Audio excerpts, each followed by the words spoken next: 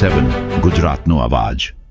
નમસ્કાર દર્શક મિત્રો, i7 ન્યૂઝ ગુજરાતીની સાથે હું છું આપની સાથે પાયલ બામભણિયા। તો જોઈએ આજના મહત્વના સમાચાર। ભિલોડાના ઘાટી ગામના રહીશો વરસાદી પાણીથી પરેશાન। ઘાટીથી ચુમસર વચ્ચે આવેલ નાળું છલકાયું। ગામના બાળકો અભ્યાસ માટે જવા અસમર્થ।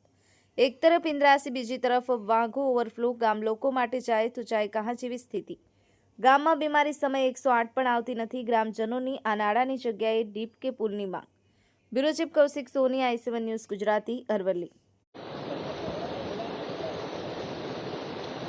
ગોટીથી ઝુમસર જવા માટે રસ્તો એ અમારે આ સ્કૂલમાં જવા માટે છોકરાને તકલીફ, અને કોઈ બી બીમાર પડે તો એને ગાડી કોઈ નીકળતી નથી। આને એક નાળું જે ઘરનાળું જેવું બનાવી દે તો અમારે છોકરાને કોઈ તકલીફ ના પડે, અને કોઈ બીમાર પડે તો કોઈ આગળ પાછળ જવાનો રસ્તો નથી।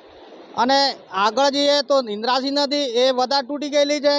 આ રસ્તાનું મરમ્મત કરીને આ રસ્તો બનાવવો બહુ જરૂરી છે, કેમ કે અમે આ 3 દિવસથી આ સ્કૂલમાં છોકરા જવા માટે કોઈ સુવિધા નથી બીજી।